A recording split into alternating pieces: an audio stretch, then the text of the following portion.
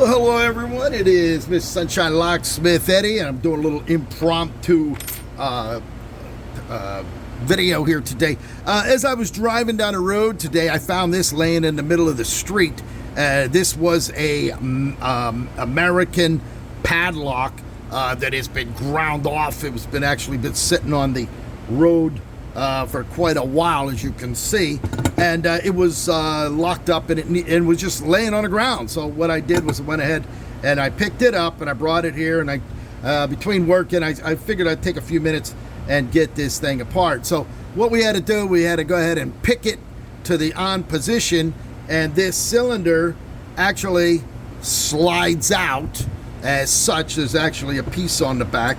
This actually goes on there like that, and once it locks in, this actually locks into the back of the unit, and it actually sits in there like this. So it's actually flat on the side, and this metal piece here locks into the inside of that, if you can see it down in there, or actually better yet down that way.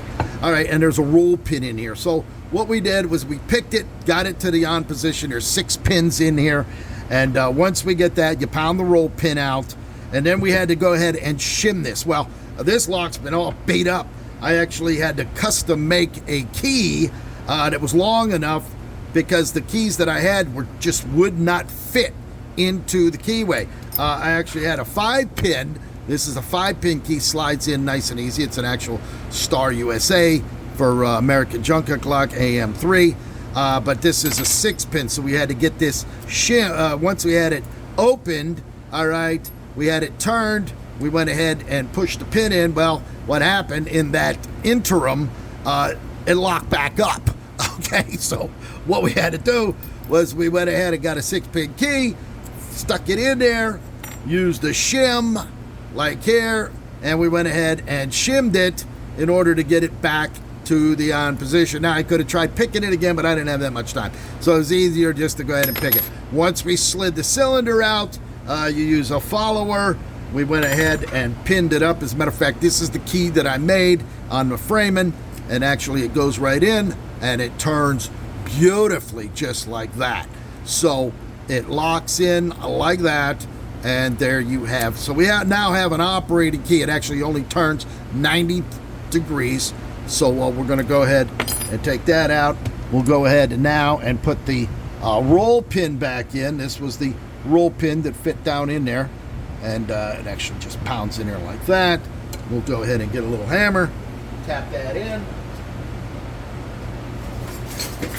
Handy. Like that.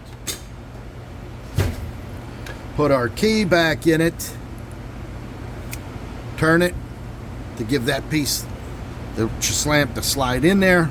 It actually goes in this way. And once it locks in, voila, there you have it.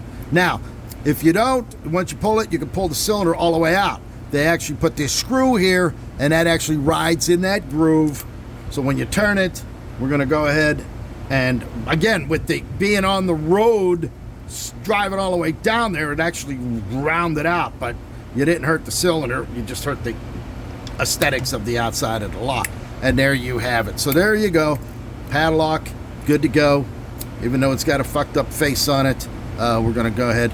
It'll still be good. So there you have it, Mr. Sunshine Locksmith Eddy.